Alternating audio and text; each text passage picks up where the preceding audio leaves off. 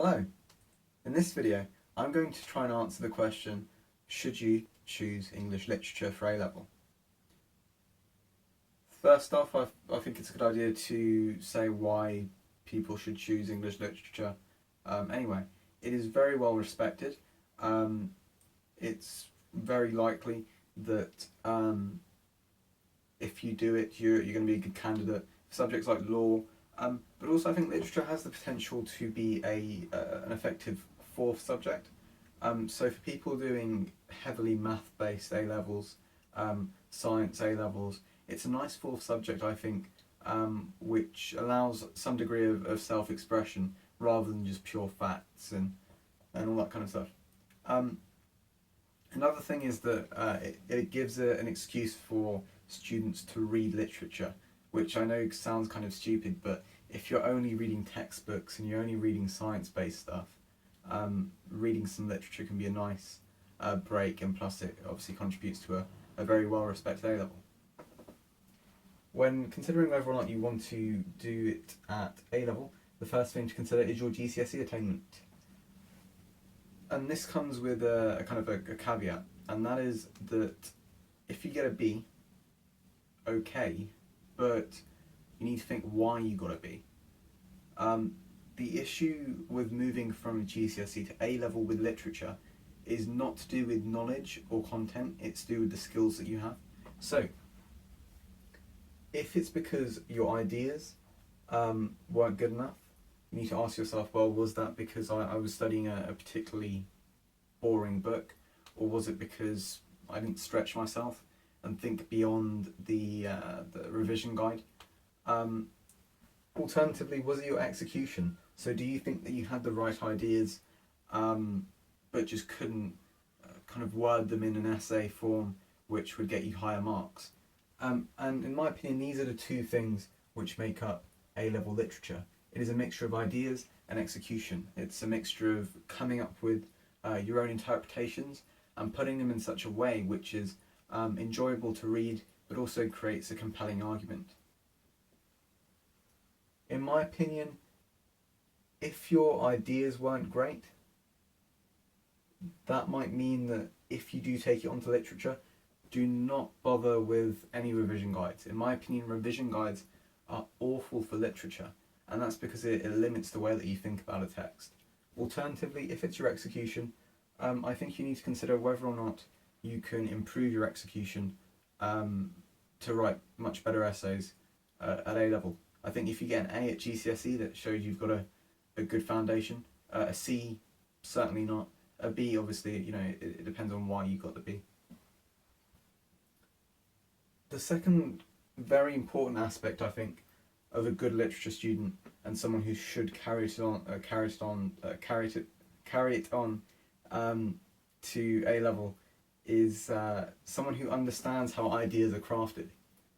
So if you understand that when an author writes a piece, he or she adds everything in there for a reason, you will be a good literature student.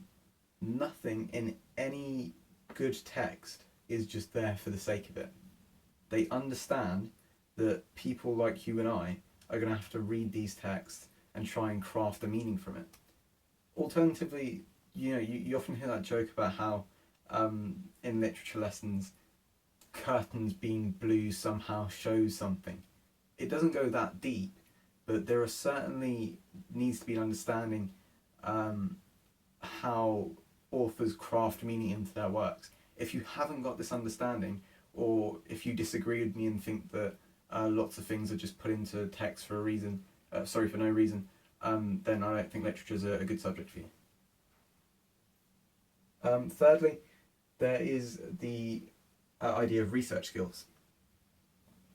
At literature A-level, at least in the edXL spec, there is absolutely no need to read another text so wide a reading. However, I would argue, and I think, that it is necessary for literature students to be very good at researching.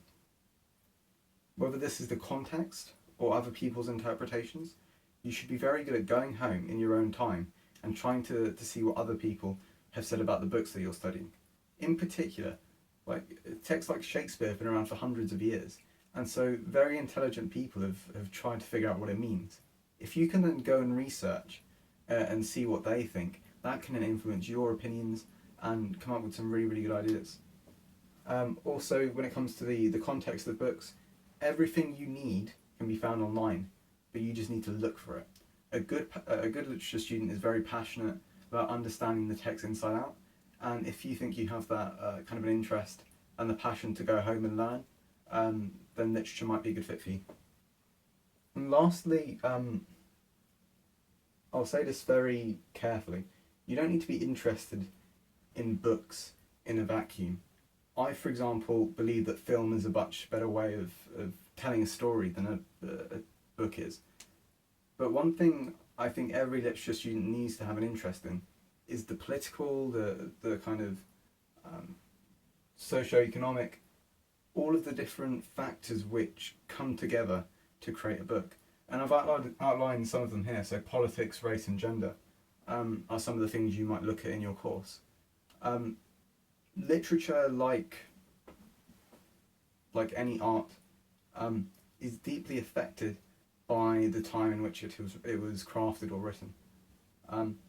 So a good literature student with a passion for politics, or a passion for learning more about gender studies, or a passion about learning about race relations, can really take hold of a piece of literature and pull it apart and realise that it was crafted for a reason, and come up with some really good ideas as to why the author has done that and how they've done it. Literature is all about understanding meaning, and if you think you have A, the ability to understand meaning, B, the ability to come up with your own ideas about meaning, and C, the ability to express your ideas in written form and write essays about meaning, then you'll be a very, very good literature student. I hope this has been useful in helping you decide whether or not to pick literature. I think it's an excellent course, but I also think it's not a good fit for some people. I definitely don't want to put anyone off. It is quite a tricky course, and you will end up writing lots of essays, but as I said, I hope this has helped you make your decision, and I hope to see you again next time.